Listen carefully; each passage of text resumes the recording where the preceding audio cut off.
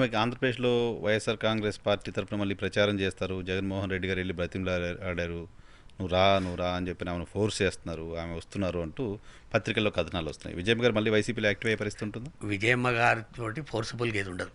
ఇప్పుడు విజయమ్మ గారి ముంగట ఒకటే ఒక ఆప్షన్ ఉంది, రెండో ఆప్షన్ లేదు కదా. బిడ్డను తెలంగాణ చేతిలో పెడితే జారి బిడ్డ ఈడబిడ్డ కాక ఆడబిడ్డ అయింది. ఆడబిడ్డ ఇప్పుడు ఈడబిడ్డ కాదు. ఇక షర్మిల విజయం ఏం చేస్తుంది చెప్పండి? బాజాప్త పబ్లిక్ మీటింగ్లో మీ చేతిలో పెడుతున్నా నా బిడ్డను అన్న తర్వాత జారి నువ్వు అక్కడ పోతివి, అది ఆప్షన్ లేదు. కొడుకును జైలు పెట్టించే నో ఆప్షన్ ఇంకుంటదేంది? సో ఇప్పుడు కాంగ్రెస్ పార్టీకి మద్దతు ఇచ్చడానికి ఛాన్సే లేదు. అది అది లేదు. నీకు ఆప్షన్ ఉంటేనేమో టిక్కు పెడుతుండేమో. ఇక ఆమెకు ఉన్నది ఏంది?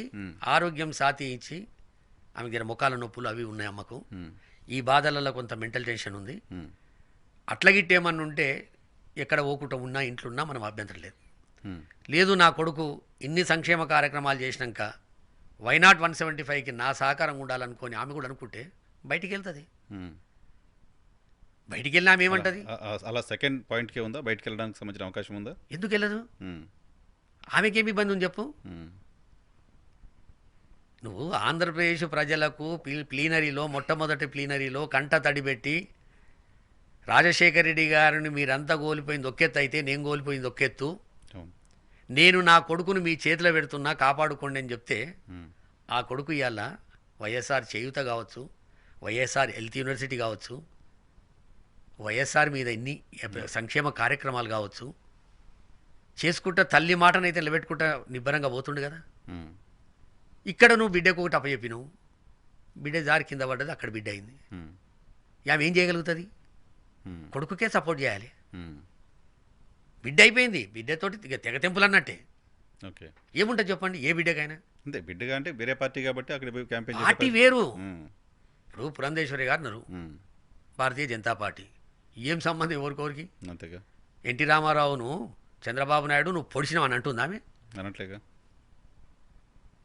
ఆమె భాగస్వామి. ఎక్కడన్నా ఉందా ఇది?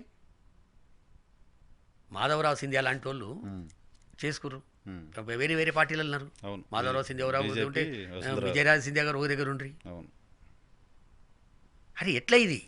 నువ్వు ఎందుకు నువ్వు రాజకీయంగా పో, రేపు రాజకీయంగా నువ్వు అడుగు. 36 లక్షల ఇల్లు కట్టియలేదని ఆయన కట్టించిన చూపెడతాడు.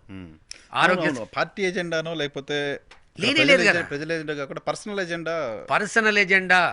నువ్వు 90 మాటలు మాట్లాడితే 100 మాటలు మాట్లాడితే 90 మాటలు ఏమంటున్నావు? నేను రక్తాన్ని ఈ మాటలు నిజంగా కాంగ్రెస్ పార్టీకి అడ్వాంటేజ్ ఉంటాయా? ఎక్కడ అడ్వాంటేజ్? పేలముఖం వేసుకొని పక్కకు సంతాప సభలో కూర్చున్నాడు కూసురాలు. ఈమె ఏకదాటిగా ఏకపాత్ర వినే మీరు మాట్లాడుతూనే ఉంది. ఇవి నేను కాదన్నాడో రాజశేఖర రెడ్డి గారి బిడ్డ కాదని, కానీ జాగలకు పోయి నువ్వు రాజశేఖర బిడ్డ అని చెప్పుకుంటున్నావు. అది మన జాగ కాదు, మనల్ని మోసం చేసిన జాగ. ఆంధ్రప్రదేశ్ సమైక్య ఆంధ్రప్రదేశ్ను విడగొట్టిన జాగ. హైదరాబాద్ లాంటి భారతదేశంలో ఉన్న కొన్ని నగరాల లోపల ఒక నగరమైనటువంటి హైదరాబాదును వదిలిపెట్టిపోవాల్సినటువంటి పరిస్థితి ఆంధ్రలోకి తెచ్చినటువంటి జాగ. ఎట్లా నమ్ముతారు వీళ్ళను? రైట్. సో ఇప్పుడు విజయమ్మ గారు మొన్న వైఎస్ షర్మిల గారి ఇంట్లో నిశ్చితార్థం కార్యక్రమం ఎంగేజ్మెంట్ మిమ్మల్ని పిలిచారా? పిలవలేదు. నన్ను ఎందుకు పిలుస్తుంది? నేను పవన్ కళ్యాణ్ కాదు, నేను చంద్రబాబు నాయుడు కాదు, నేను రేవంత్ రెడ్డిని కాదు. ఎంత అధ్వాన్నం అంటే మీరు మొత్తం పార్టీ పెట్టినప్పుడు అంతా ఇక్కడ ఏముంటుంది? ఇప్పుడు నేను ఒకసారి రేవంత్ రెడ్డి గారు షర్మిలమ్మ గారి నుంచి సీరా సారణో ఇది ఇస్తాను అన్నప్పుడు నేను సున్నితంగానే నేను ఖండించిన. ఏందయ్యా నీ పరిస్థితి పద్ధతి కాదు ఇది, ఆమె తెలంగాణ కోడలు, సోనియా గాంధీ ఇటలీకి వచ్చి భారతదేశాన్ని వెళ్తుంది అని సున్నితంగా ఖండించిన. సాయంత్రం 5 గంటలకు మళ్ళీ రిటర్న్ వచ్చిందాం పార్టీ ఆఫీస్కి షర్మిలమ్మ. రాఘవన్న నువ్వు మాట్లాడింది ఏం నాకు నచ్చలే. ఏమైందమ్మా?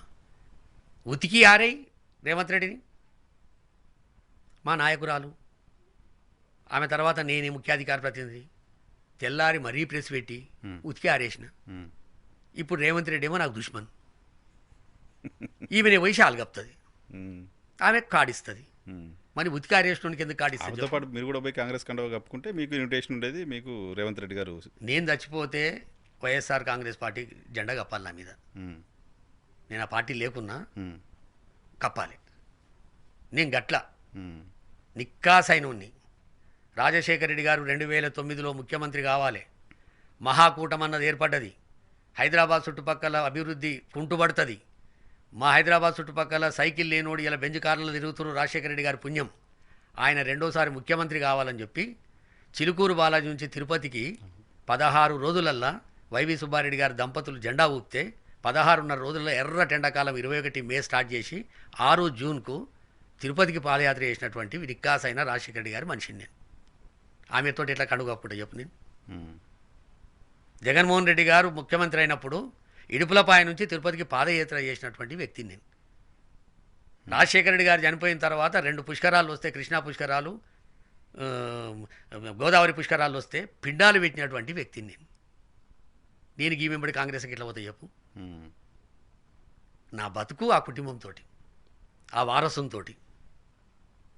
ఆయనైనా వారసుడు. ఎట్లా కాదంట చెప్పండి. ఉమ్.